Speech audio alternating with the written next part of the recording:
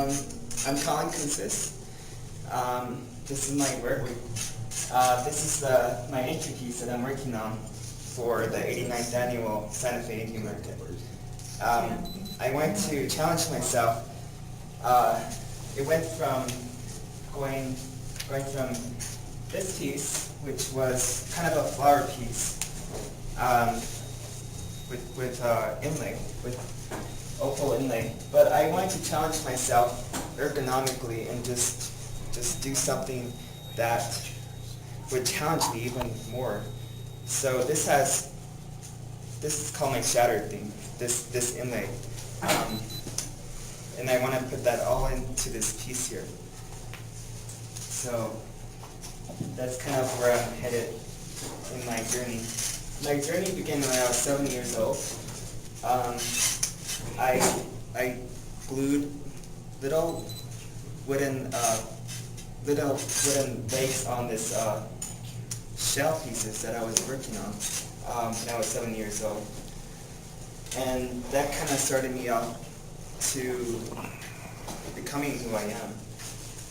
My next step was working with emeralds, a coffee can full of emeralds. My mom had this coffee can full of emeralds that I was working with, and they were so pretty, just working with these emeralds. But it was thousands of dollars worth of emeralds that I was playing with. I should have gotten in trouble, but my mom just told me to keep going, just be inspired.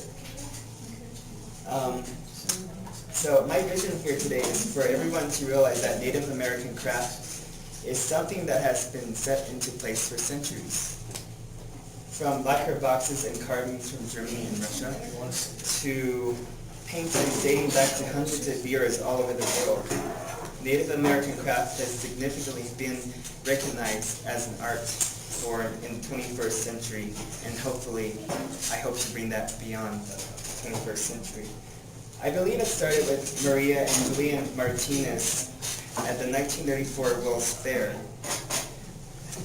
It was the Century of Progress exhibition, and a world-renowned commissioner of Indian Affairs wrote that Indian life, John Collier, said that Indian life has a future.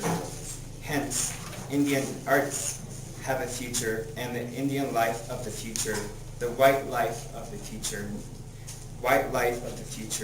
require the Indian arts. Any words on that? Does anybody know who John Collier is? Yes. You do? Really? He was Indian Affairs Officer in 1934. 1934. So, the purpose of this exhibit was to disabuse general public's mind of a preconceived, vague notion that Indians can create only cheap souvenirs and trashy knickknacks. And second, to replace this vague notion with a definite conception of Indian art as a fine art, consciously conceived, firmly and brilliantly executed. This was at the 1934 World's Fair in Chicago.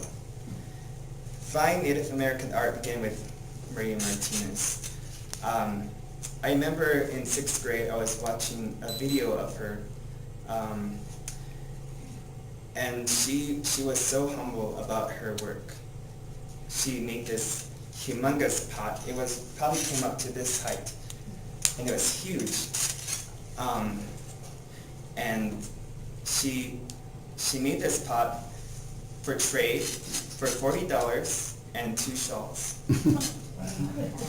Today it's valued at millions of dollars and is displayed at I think at MIAC, at the Museum of Indian Arts and Culture on Museum Hill, just close to here. Another person that I believe brought innovation to the Native American craft was Charles Wilma. I was 23, just out of the Navy. I was in for 4 years, believe it or not. I was just out of the Navy, and I did this show called the Zuni Show at the Museum of Northern Arizona. And I was just walking around, and I saw Charles Loma's work, and it was just so intricate and it was timeless. The work that he created was timeless. And he started creating in the 1960s. So I was just inspired by his conceptual design and his vision. And that kind of inspired me to just keep doing what I do and have passion for what I do.